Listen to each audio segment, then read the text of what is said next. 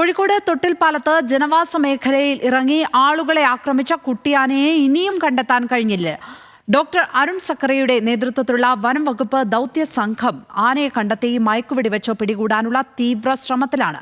രതീഷ് വാസുദേവൻ തയ്യാറാക്കിയ റിപ്പോർട്ട് കാണാം. കാടിറങ്ങിയ ഒരു കുട്ടിയാന ഒരു ജനവാസ പ്രദേശത്തെ മനസമാധാനം കിടത്തുന്ന കാഴ്ചകളാണ് തൊട്ടിൽപ്പാലം ചൂരണി പൂതമ്പാറ പ്രദേശത്തെ ജനങ്ങൾ അനുഭവിക്കുന്നത്. ദിവസങ്ങളായി ഈ കുട്ടിയാനയുടെ ശല്യം കാരണം സാധാരണ ജനങ്ങളുടെ ഉപജീവന മാർഗവും സാധാരണ ജീവിതവും പോലും തടസ്സപ്പെട്ടിരിക്കുകയാണ്. RRTയും വനം വകുപ്പും ഒക്കെ തന്നെ സജീവമായ തെരച്ചിലും ഈ കാട്ടാനയെ കണ്ടെത്തി മയക്കുവെടി വെച്ച് പിടികൂടാനുള്ള ശ്രമങ്ങൾ തുടരുമ്പോഴും ദിവസങ്ങളായും കാട്ടാനയെ പിടികൂടാൻ കഴിയുന്നില്ല എന്ന ഒരു സ്ഥിതിയുണ്ട്. എന്തായാലും നാട്ടുകാർ വലിയ ആശങ്കയിലാണ്. എന്താ ഇപ്പോഴത്തെ സ്ഥിതി എന്താ? അപ്പോൾ നാട്ടുകാരുടെ ഒരു അവസ്ഥ എന്താ? ഈ കുട്ടിയാന വനമേഖലകളിലേക്ക് കടന്നു പോകുന്നില്ല. ഈ കുട്ടിയാന അതായത് ജനസഞ്ചാരമുള്ള ജനവാസമുള്ള മേഖലകളിലാണ് ഈ ആന സഞ്ചരിക്കുന്നത്. കരിങ്ങാട്, അതുപോലെ ലഡാക്ക്, ചൂരണി ഇത്രയും ഭാഗം കേന്ദ്രീകരിച്ചാണ് ഈ ആനയുടെ സ്വൈര്യവികാരം. ഈ ആന അതായത് ഈ കടന്നു പോകുന്ന കൂടുതലും വലിയ ഫോറസ്റ്റ് ഏരിയയിലേക്ക് പോകുന്നില്ല, തെളിഞ്ഞ സ്ഥലങ്ങളിലേക്കാണ് വരുന്നത്.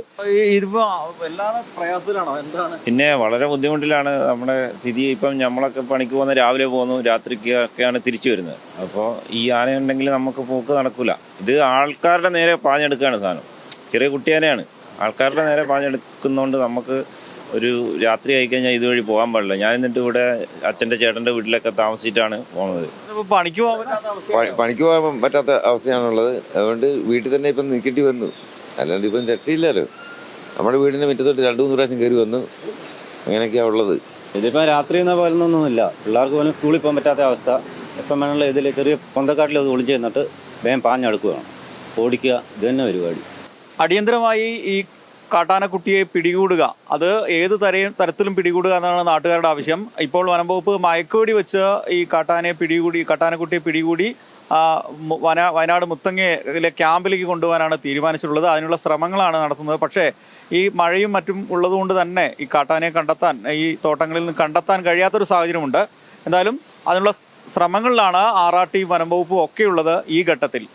ക്യാമറമാൻ അരുൺ പുതുപ്പാടിയോടൊപ്പം ചൂരണിയിൽ നിന്നും രതീഷ് വാസുദേവൻ, ന്യൂസ് മലയാളം.